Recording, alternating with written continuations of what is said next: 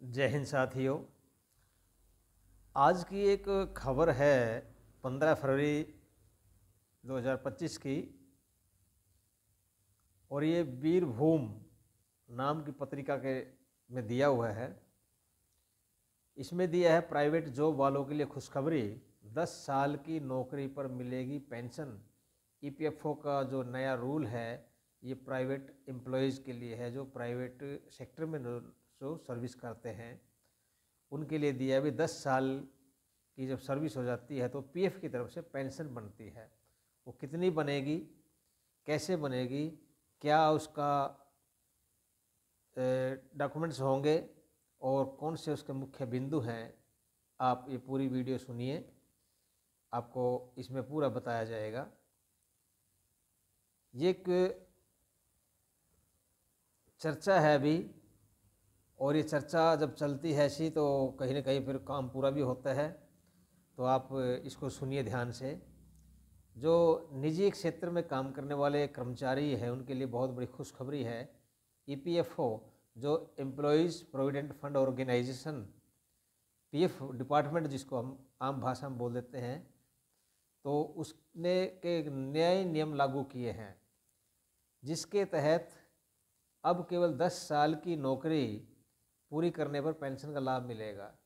जो private sector में हैं, जो लेबर्स काम करते हैं, सिक्योरिटी गार्ड्स वगैरह है, सुपरवाइजर्स हैं, जो भी काम करते हैं वो 10 साल नौकरी करेंगे तो उनकी पेंशन ये बनने के चांस, ये नियम बनाए जा रहे हैं। यह कदम उन कर्मचारियों के लिए बहुत राहत भरा है जो अपने रिटायरमेंट के बाद वित्तीय सुरक्षा चाहते हैं। रिटायरमेंट के बाद जिनको पैसे की ज़रूरत है और जो अपना पैसा का कुछ आमदनी हो जाए, उसके लिए बहुत अच्छी खुशखबरी ये। अगर ये हो जाता है तो इसमें इसके जो नए नियमों में उनके लाभ क्या है और पात्रता के बारे में विस्तार से चर्चा हम करते हैं। क्या क्या इसके लाभ हैं और इसकी पात्रता क्या है, क्या इसके नियम हैं चलना चाहिए। अभी पहला आता है इसमें ईपीएफओ के नए नियम क्या है, नया नियम इसमें क्या दिया हुआ है। और उन्होंने ईपीएफओ ने अभी कई महत्वपूर्ण बदलाव किए हैं जो निजी क्षेत्र के कर्मचारियों के लिए लाभान्वित होंगे, और उसके मुख्य बिंदु निम्न प्रकार हैं। सुनिए आप ध्यान से, मैं बहुत धीरे धीरे बोलूँगा, आप ध्यान से सुन सकते हैं। पहला है इसमें 10 साल की नौकरी पर पेंशन। अब कर्मचारी केवल 10 साल की सेवा पूरी कर पेंशन के पात्र बन सकते हैं। दूसरा नियम है न्यूनतम पेंशन राशि में वृद्धि। ईपीएस 95 एम्प्लॉयज़ पेंशन स्कीम 1995 में ये लागू हुई थी, बनाई गई थी, जिसमें कि पेंशन शुरू की गई थी पीएफ की तरफ से। पहले पेंशन नहीं होती थी, खाली पैसा जमा हुआ आपका मिल गया। तब गवर्नमेंट ने पेंशन शुरू किया, क्योंकि जो पेंशन हमारा पैसा जमा होता है, जो एम्प्लॉयर जो जमा करता है, एम्प्लॉयर क्या करता है, 12% में से 8.33% जो है वो जमा करता है पीएफ के अंदर, और जो कर्मचारी का योगदान होता है वो होता है 12%। तो उसमें से जो बचता है वो कर्मचारी के 12% में आ जाता है। तो उसको अब जमा करना शुरू किया ताकि वो पैसा पेंशन के रूप में कर्मचारी को रिटायरमेंट के बाद दिया जाए, पेंशन दी जाए हर महीने। तीसरा नियम इसमें बहुत अच्छा किया है, ये लागू हो जाए तो बड़ी अच्छी बात है। क्या? एटीएम से पीएफ निकासी। बहुत, अगर ये नियम बनाया गया है और ये नियम लागू हो जाता है साथियों, तो बहुत अच्छी बात है कि आप एटीएम से अपना पीएफ निकाल सकते हैं। ईपीएफओ ने पीएफ निकासी को आसान बनाने के लिए एटीएम कार्ड की सुविधा शुरू की है। यह भी इस पर काम चलेगा और आपका एटीएम बनाया जाएगा और एटीएम से आप पीएफ निकाल सकते हैं। जब पीएफ निकालने के लिए आप इधर उधर भागना पड़ता है आपको, तो उससे आपका पीछा छूट जाएगा। और इसमें क्या किया, योगदान सीमा में बदलाव। जो योगदान है वो कितना करना है, कितना कैसे कर सकते हैं। जैसे अभी 12% है तो उसमें बदलाव किया है।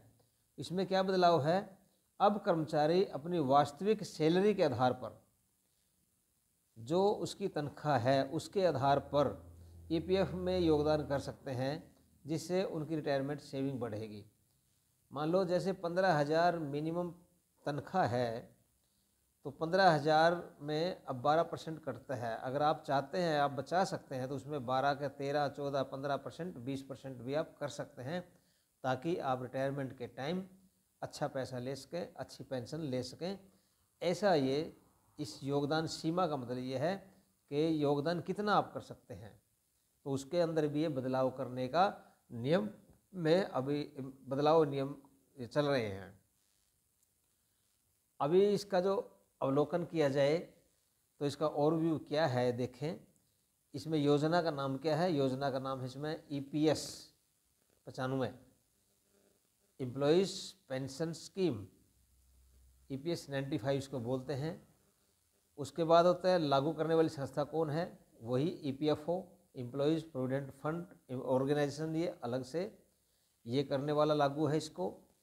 जो संस्था है, कम से कम सेवा कितनी होनी चाहिए? उसमें 10 साल। और इसमें एक और दिया हुआ है कि कम से कम पेंशन कितनी होगी। PF का जो 10 साल तक PF जिसका कटता है लगातार, उसकी पेंशन इसमें दिया है इन्होंने 7,500 रुपये, 7,500 रुपये हर महीने पेंशन देने का प्रस्ताव ये कर रहे हैं। अब योगदान का प्रतिशत कितना है? जो योगदान मतलब जो फंड कितना कटता है, वो फंड आपका जो है कर्मचारी जो काम करता है उसका कटता है 12%, और जो नियोक्ता एम्प्लॉयर जिसके पास काम करते हैं ठेकेदार, वो जमा करता है 8.33%, मतलब 8.33% वो जमा करता है जो EPS में। और सुविधाएं क्या है इसमें? नई सुविधाएं, ये तो था ही पहला, लेकिन नई सुविधा क्या जोड़ी जा रही है इसके अंदर? ATM सुविधा, जो आधार आधारित भुगतान।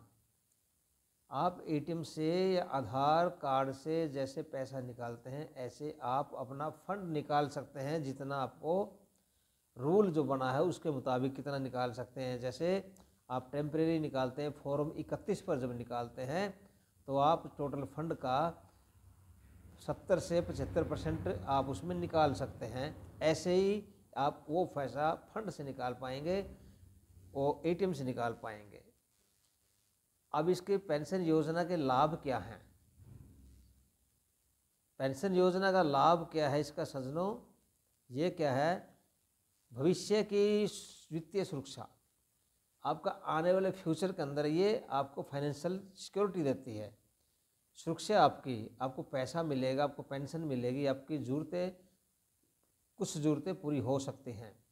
यह योजना कर्मचारियों को रिटायरमेंट के बाद आर्थिक सुरक्षा प्रदान करती है। रिटायरमेंट के बाद, मान लो रिटायरमेंट के बाद और कोई साधन नहीं है, तो 7,500 रुपये पेंशन महीने की ये आपको